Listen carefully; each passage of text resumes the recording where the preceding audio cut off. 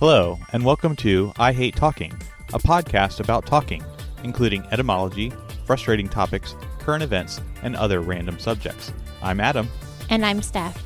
We are married, and we invite you into these discussions with us as we talk about the good and the bad of talking. We hope you enjoy today's episode.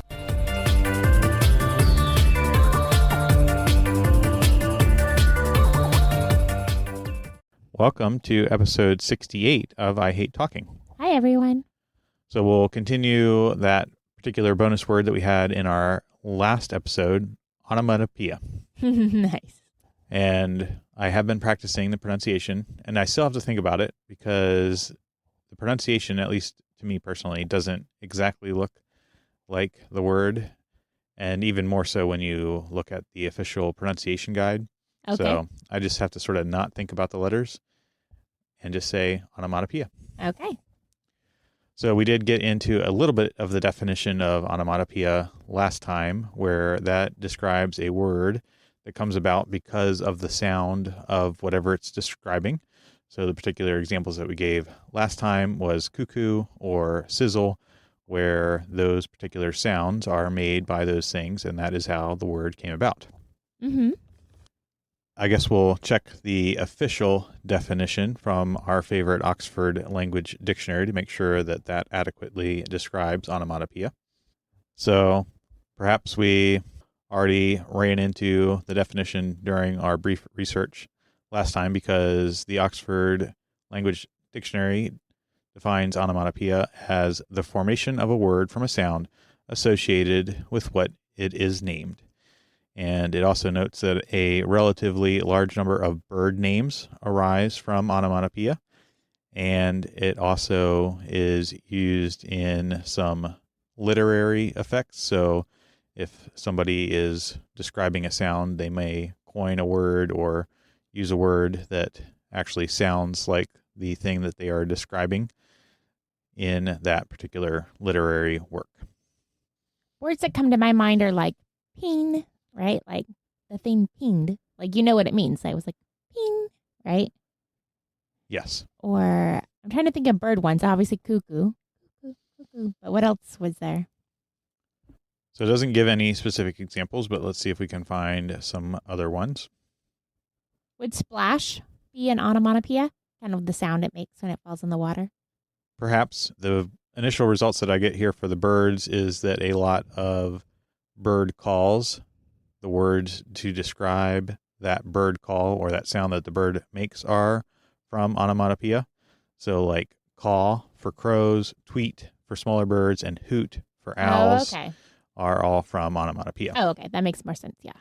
Some other ones that of specifically the bird's name are chickadee and killdeer, a pewee, a hoopoe, a bobwhite. So those are some particular words or names of birds. A bobwhite? What sound do they make?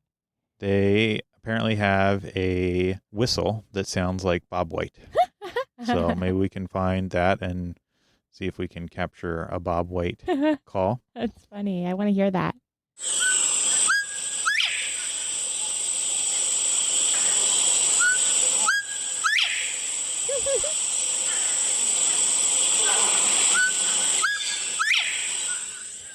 So a little bit of a stretch to say that the bird is saying Bob White, but I can now, perhaps by hearing it ahead of time, the phrase Bob White sort of associated with that particular sound. But I don't know if I heard that sound by itself, I would think it was saying Bob White.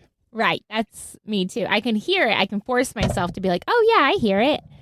But I would never have guessed that otherwise.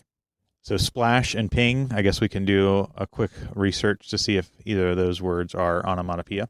Okay. And then we'll get into the etymology of onomatopoeia, which is something that we did not do last time since that was not the official word of the episode.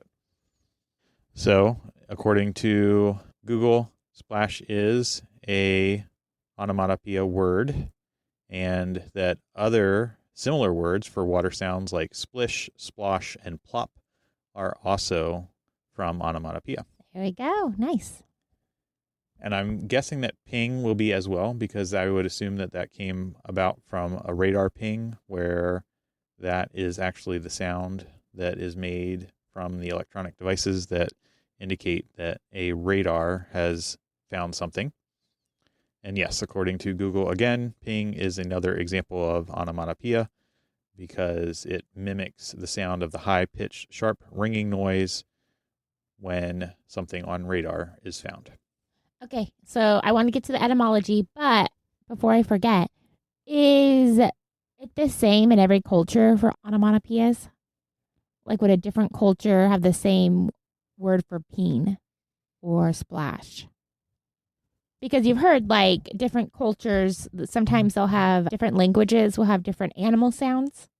Yes, and that is what the internet, once again, says is going to be the most common cross-cultural instances of onomatopoeia, is that things like a cat's meow or a dog's bark or the sound of a duck or pigs. Well, hold on a second. Cats meow and dogs bark are consistent, but ducks and pigs actually are not. Okay, so what is a example from another language for a duck or a pig? So in English, I think we're all familiar with the word quack for a duck and oink for a pig. Some other languages here is for a duck, French, coin, Japanese, gaga, or Icelandic, bra bra.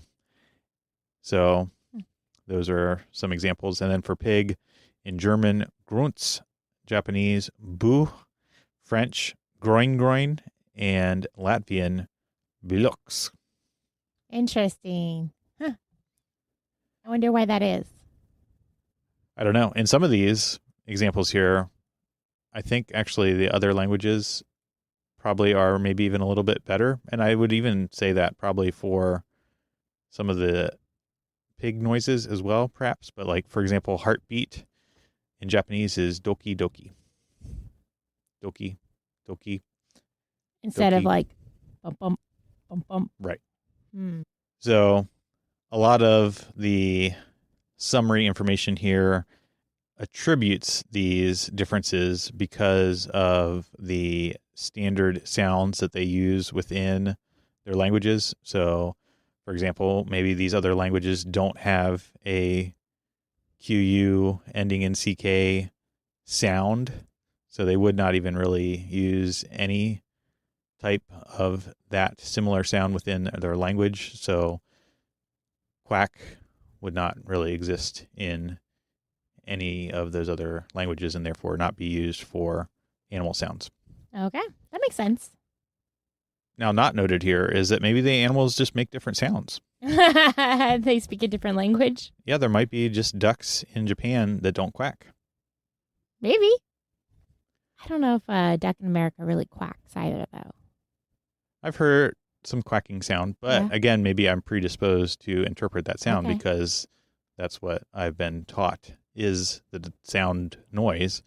And maybe if I did not have that preconception of quack, that I would hear something else, similar Right. to how perhaps we did not hear Bob White, but maybe the person that found that particular species of quail was named Mr. White and his grandfather's name was Bob.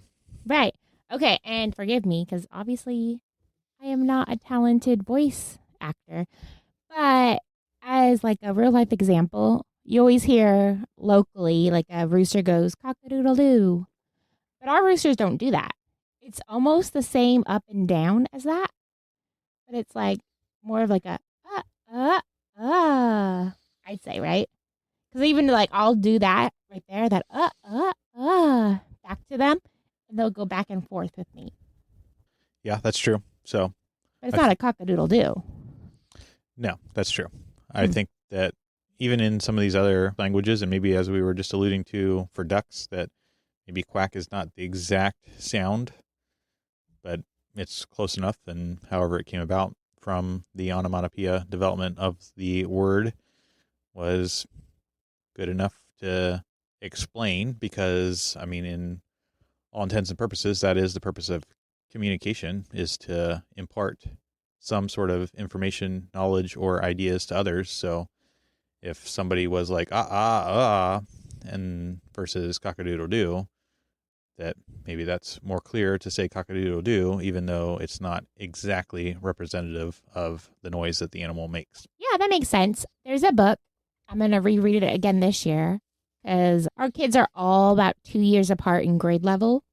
So every 2 years, we do the same thing again with the following kid in school. And one of the books that our kid is going to read this year is Findle. And I remember our oldest one loving that book. So it'll be interesting to see what our second feels. They definitely have different taste in literature. But Findle, that's the premise of it, is this kid in school decides that you can call anything, anything.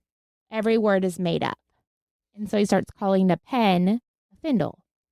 And he gets in trouble at school because he refuses to call it a pen, or maybe it was a pencil, but, writing equipment. And he gets in trouble and he has to do this whole thing about it, right? And convince everybody to call it a Findle instead.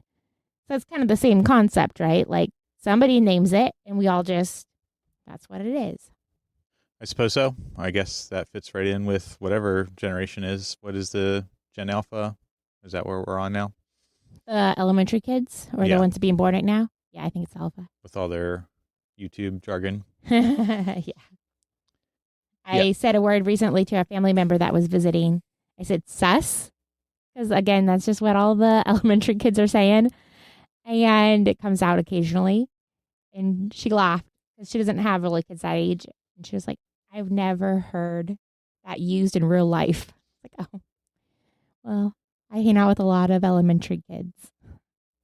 Indeed. So I think the takeaway there is that language does change and evolve and will have formation or evolution of words as long as it continues to impart knowledge and ideas and information, that those can be valid. But as that evolution and change happens, or if it's just a brand new word or an existing word that is repurposed for a completely different definition, that the danger there is that if it's not commonly understood, it can lead to a lot of misunderstanding or no understanding at all.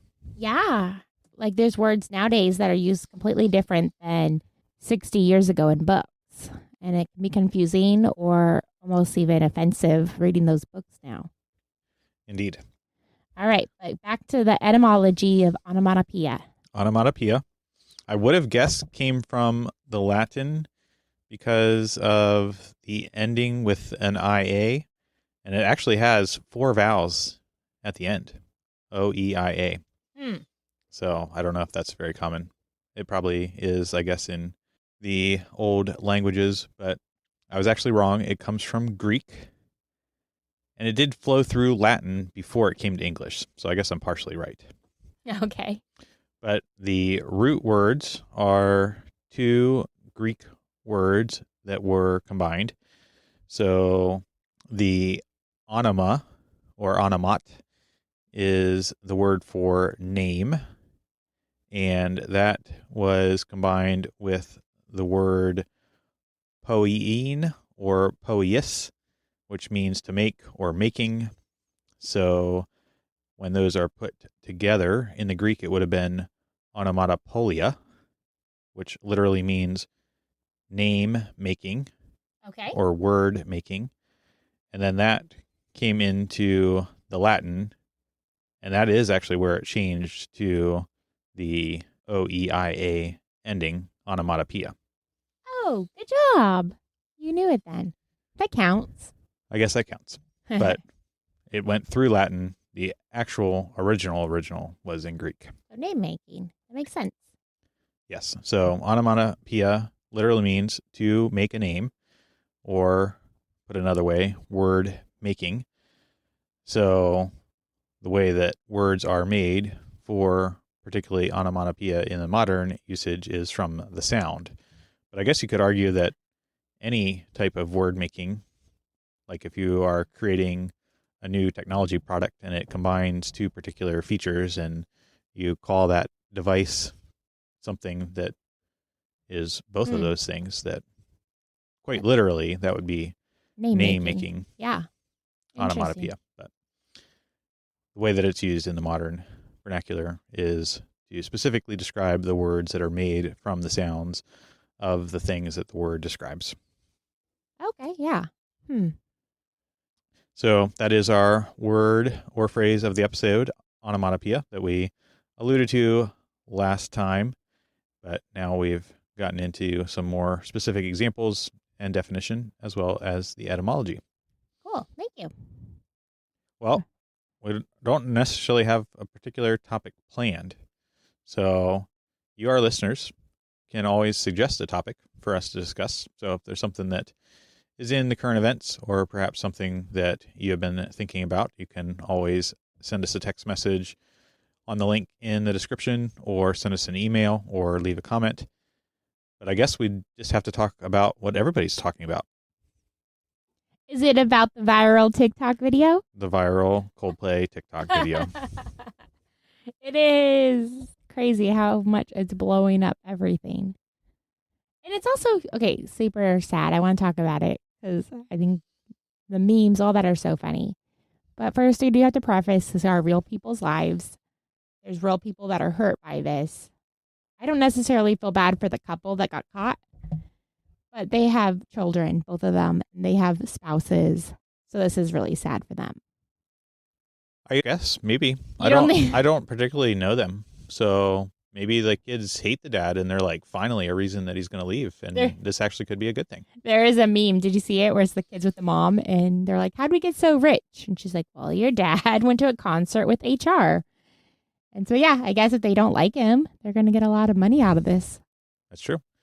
And I'm sure perhaps maybe the person that took part in these actions, or both of them, are saddened by the loss of their income generation methods, because it seems like I think they've both been let go or quote unquote resigned. Mm-hmm. But, again, maybe they're happier now that they don't have to be in secret. Who knows? We don't really know. Yeah. So you think they're still together? I just assumed they weren't. We have no idea. You think it's true love and they're... But we should back up for our listeners that have no idea what we're talking about, because maybe listening to they this- have not seen all the viral posts about this particular thing, because I personally did not until you brought it up. And actually other people at work brought it up. But I think left to my own feed and news threads, I may not have seen this. Wow. My algorithm needed me to see this. I could not avoid it to save my life. All right. So since I'm the less informed in this particular scenario, I'll give my perspective on the events that transpired, and you can fill in the gaps. So essentially, there was a Coldplay concert that took place somewhere. I have no idea where. Minnesota, I think. Okay. Sorry, am I waiting to add my just details? Fill in. We can back and forth this. And at that particular concert, I guess they had their version of the kiss cam, which is something that would typically be done at sporting events where during a break in the action at like a baseball game or something, they will have the camera operators search for supposed couples and have the little frame on the Jumbotron that has kiss cam or whatever, and they capture those particular public displays of affection of those couples. So Coldplay likewise did this at their concert, which is a sort of a strange thing to do at a concert, as an aside, in my own personal opinion, because if I went to a concert, I would go for the express purpose of the music, not to see anything about the lives or interactions of people in the audience. Mm-hmm. So I guess it may be fun in the moment, but I don't know if I would particularly enjoy that experience, because I just want them to play some songs and not take a break in the music and use the camera to pan over the audience. But I don't know. I disagree. Because if he's just playing his piano and you singing. don't really like concerts, though. Yeah, but like you could just watch him play the piano, or you can look at what other people are doing. Yeah. So if it was one or the other, though, if you could go to an event and listen to, say, 40 minutes of music straight, or you could go to an event where, say, 10,000 people are gathered and there's 40 minutes of just basically people watching. I think he was still playing, though. He wasn't not playing. Okay, so It this was- was sort of a side attraction. That Yeah, as I think he's instead playing of the song, screen just straight and on maybe him. Coldplay is doing some more emotional relationship type songs. That Mhm. this would be sort of like a love song type experience, and that's why they're doing it. Yeah, the music was definitely playing while it was happening, But the artist but he was like immediately commenting. commented on it. Yeah. Okay, so another detail then to explain the story as it Yes, keep continues going. is that they're doing this kiss cam thing apparently during the music, but as they pan to this particular couple, there's a gentleman that is standing behind a woman, and he has his arms fully embracing her. And when the camera pans to them or turns to them, that he immediately releases her, basically turns away and drops to the floor. Yeah. And then she's covering her mouth and is very seemingly anxious or flabbergasted and doesn't drop to the floor, but does sort of turn the other direction from where the man went and turns her back to the camera. Yeah. And then immediately upon that, the artist or one of the artists within Coldplay immediately makes a comment on this. And I think he said something to the effect of, well, they're either having an affair or something. Yeah. So the clip shows them and it pans to them. And again, kudos to them. If you're looking, they look like a very sweet middle-aged couple. I've seen memes that are like, well, at least he's dating someone his own age versus someone 20 years younger. So good for him. They actually look really cute together. They're just kind of swaying to the music, cuddling. And the guy's like, oh, look at that couple. And then, yeah, like you said, they realize they're on the camera. He drops to the floor. She turns her back so you can't see her. And so he responds with either they're having an affair or they're just really camera shy. There you go. Yes, that was the other side of the phrase that I was looking for as a punchline. So, and good job for him being that quick-witted to realize what was happening. yes, and perhaps that's why I thought that this was not part of the concert itself, because it seemed like it was more of a shared experience. But yeah, I guess if he's that quick-witted and sort of just was able to make that comment and keep on playing or whatever the case may be. So, and the thing I've seen so many times, people saying, had they not reacted that way, had they just played it off, then it would have probably moved on. I doubt anyone would have ever noticed it. But because of their drastic reaction, people instantly started searching their faces and trying to find out who these people were. Anyone else that was on that kiss cam, I don't know if anyone else Googled any of them. that's true. Unless this was like broadcast live and maybe it was some event or something and their significant others were watching it or something like that. Would they, like, you go to concerts quite often, and I love you, but I wouldn't stay up late watching the camera, you know what I mean, to watch and see if I could see you on the camera. That's true. No, I don't. I don't think they were doing that, but maybe they were. Huh? So I think you are correct then that probably if they had just played along, as it were, that this would have never received any attention. And even if it did receive attention, it would have been from that theorized person that I'm talking about that was watching at home, and it would have still been a relatively personal matter. Right. So I guess it later comes out, like you said, people are searching for all this information about who these people are that acted so abruptly. And it comes out that one is a senior leader, I guess the CEO of a particular company. And the woman was, at first, I think he said CFO, but I guess it was later revealed that it was the HR leader. The head of HR. Head of HR. Yeah, recently new and all that. Right, like handpicked by the CEO and things of that nature. So, and that's also maybe why I think that it's true love. That so you're happy for them. This is a great story. This is your takeaway, that this is a love story for the ages. That's not my takeaway. Adding another perspective that while it might appear messy from the outside, and I'm sure it is, that perhaps they will be happy together.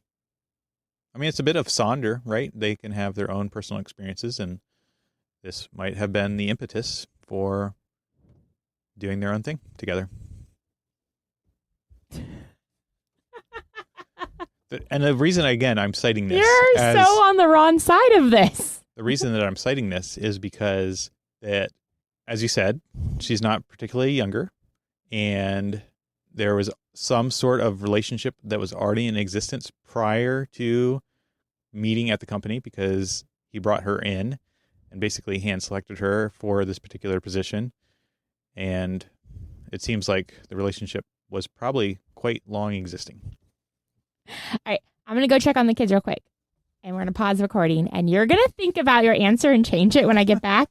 As my husband, who's also middle-aged, who loves to go to concerts too, without me. So you work on that answer. I'll be back. Okay, what's the onomatopoeia for rewind? I can't. Okay. All right. So do it again.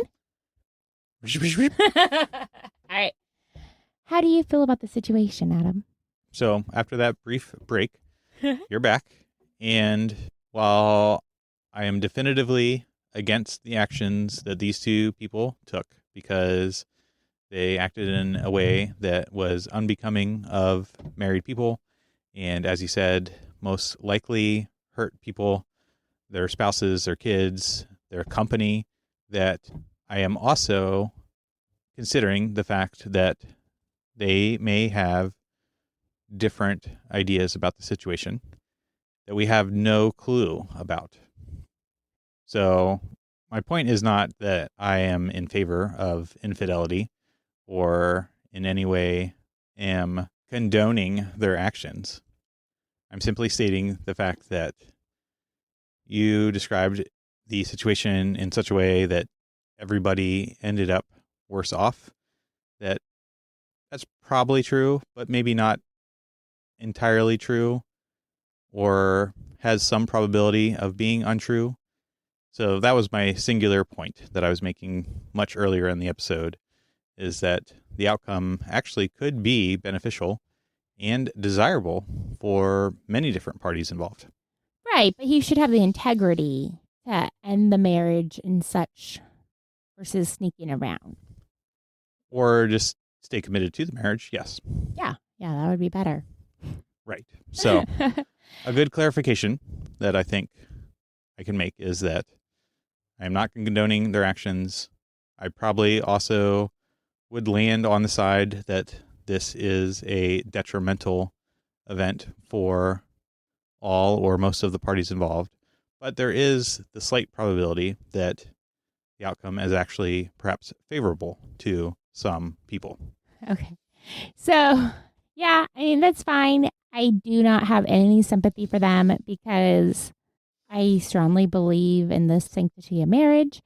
And if it was this true love that you're describing, they should have had the integrity to do something about it instead of sneaking around. Or I think it's come out that she is married. She has children herself. And from your point, you're like, what if they're polygamous, right? Like, maybe this isn't a controversy. Maybe his wife was okay with it. Because there are polygamists in the world. And from the TV show Big Love, and how they couldn't take out the other spouse because the world knew he had a different spouse. But I don't think that's what this was.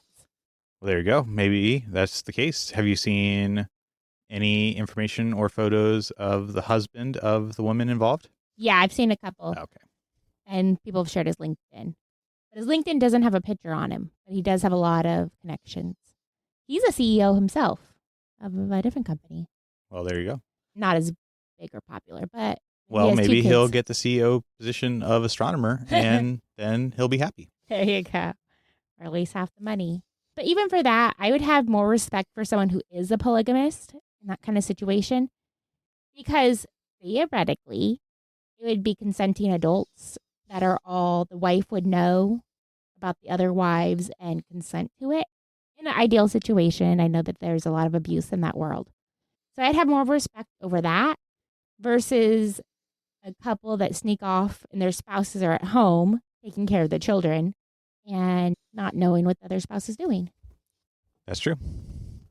But it is super funny, right? There are so many memes, and Coldplay sent out like a tweet that was really funny. That was like, as of the next show, we will have camera-free areas for you and your side piece and things like that. So they're definitely leaning into it, and the memes are strong. But my question is, from that perspective, it's super interesting and funny. But why are we all talking about this? People cheat all the time, right? Yeah, I don't know why we're talking about this. I mean, I guess the reason that we're talking about it on this podcast is because it did go viral, so to speak. And I don't really know why that is. Maybe it's the Epstein files or just the AI that thought this would be interesting to humanity. Or maybe it just did gain some actual traction naturally and then became something that the entire world is apparently talking about. Yeah. I don't know. So you think it's a whole conspiracy planned to hide the Epstein files? I did see a meme like that where the CEO called Donald Trump and was like, hey, those Epstein files are pretty red hot right now. How are you feeling about it? And Donald Trump goes, well, it'll be okay. It'll work out in the end. And the CEO's like, okay, well, if you say so. And then Donald Trump says, enjoy that Coldplay concert. And the guy's like, oh, yeah, I'm sure I will. And hopefully those Epstein files won't be such a big news story. And Donald Trump's like, yes, I'm sure they won't be. So Donald Trump sent it, huh? Okay, here's the second question real quick as we're wrapping up. What about the person aside? Have you heard all the controversy about the other female in the picture? I have seen some headlines about that, or just some tidbits that apparently they were aware of these people, the CEO and the head of HR, that perhaps they knew each other or something to that effect. Yeah, so it goes back and forth. Initially, internet sleuths also said she was part of the same company and worked for that department. So they were like, oh, they brought her and she's like the decoy or whatnot. And because in the photo, she's laughing so hard and her face is bright red. They're like, see, she's just so happy that she doesn't have to hide the secret anymore and stuff like that. And that could be true. And then other people are doing like AI comparisons and saying, no, it's not the same person. Her nose is slightly different, but the angle's different from the photos. So I'm not good at that kind of thing. But one, my face would turn bright red if I was a bystander because I'd be on the big Jumbotron with everybody looking at me and laughing. I also feel bad for whoever it is, especially if she isn't involved, that was named from that company, because her name was doxed all over also, and she'll forever be connected with this controversy, whether she was really in it or not. Yes, that's similar to what I had seen. A lot more details there, but again, no particular conclusions on my end, and we may never know. So the takeaway from this is that it's this beautiful love story that you're so happy for the couple. You're going to send them a gift, wedding gift in the mail? No. Are you going to start going to Coldplay concerts? I don't mind Coldplay, but if they had a concert, I would choose another concert over them. Okay, many times over. Why also, I don't know music very well, but why are people mocking them? Like, I wouldn't even be able to tell you Coldplay song until they play their music, and I know all those music. Is it just because they're just so overplayed so long ago? Because we definitely all know those songs. Well, we are getting long on time, but maybe for the last thing that we can do is we can look at when Coldplay was formed and see how that compares to our age versus a band that was formed when our parents were the same age. Okay, let's do that. Also, while you're doing that, probably my favorite meme that I've seen from all this says Coldplay hasn't made a single in years, but tonight they made 2. Get it? Made 2 single people. Yes. So Coldplay was formed in 1996. So that would have been 29 years ago. Okay. So now we'll do some math and figure out what band came out or formed at our parents' age. When they were around. Okay. Right. I almost said our age. I caught ourselves. Are you glad I caught it? Yes. Even though everybody knows that I have a big birthday coming up. You do. That's exciting. All right. So how? But they don't know what big birthday. You look great for 60. Okay. So we did some math in the background. So just to explain what we did, we took that 29-year gap, and we You're going to tell how old we are then. No, I'm not. Okay. I'm just going to explain the function of the math. So we took that 29-year gap from present day back to when Coldplay was formed. Then we took my current age and then took my dad's current age, added my current age, and subtracted the 29 years to determine what band would have been formed when he was my age. Okay, so internet sleuths could definitely figure out our age based on that. But if they do that much math, they deserve to know. That's true. I guess as soon as I say the band's name, you could reverse engineer this. But yes. There you go. Internet sleuths, you deserve it. Do your thing. So the animals and the yard birds were formed in 1963. I don't know the yard birds. I know the animals, though. I don't know if I do. Now, there are some very iconic bands as well that formed in 1963. So I guess 1963 was a big year for music. The Beatles, the Rolling Stones, the Beach Boys, the Kingsmen, and the Who were formed in 1963. I was going to guess Beatles. I promise you. I believe that you were going to guess that. So yes. Oh, man. I should have said it faster. So they actually had been together before that, but 1963 is when they released their first official album. I would have thought it was, early 60s. So that would have been my guess. I saw the Beach Boys one time, too. It wasn't all the originals, obviously. But I went with my dad. It was such a good concert. Yes. So to a kid that, or just a younger person in general that is like, Coldplay, who's that? That would be like saying to a kid of these days or a young person of these days at that particular time that the animals are so cool.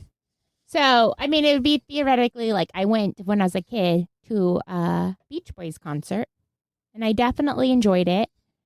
But it's kind of like somebody getting caught at a Beach Boys concert. Like, oh, that's ridiculous. Okay, the animals did The House of the Rising Sun. I know some of these songs. Yes. A lot of these I do not know.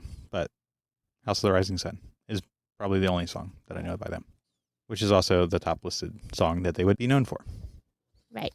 So I think it's one of those things, right? Like, their songs. Like, we could list Beatles and Beach Boys songs, but it wouldn't be quote unquote like cool music. Correct. Is that the thing? Yes. Just Coldplay's always been around as far as we are aware. They started playing music. I mean, I wasn't aware of music before that age. Yeah. My parents chose all my music. Yeah. I think you're right. Yes. Yeah. And now they are still around, but to modern music and everything that's popular, they're sort of quote unquote old. Oldies. We have a radio station we listen to at our local pool, and it's called the Oldies, but they don't call it the Oldies. They call it what is it? That's what they call it. They call it the mix. But essentially it is oldies. It's all the stuff that we listened to when we were kids. Well, there you go. Perhaps that will be our word or phrase of next time. Oldies? Oldies. But I think we're at a good point to wrap up this episode. Mm-hmm.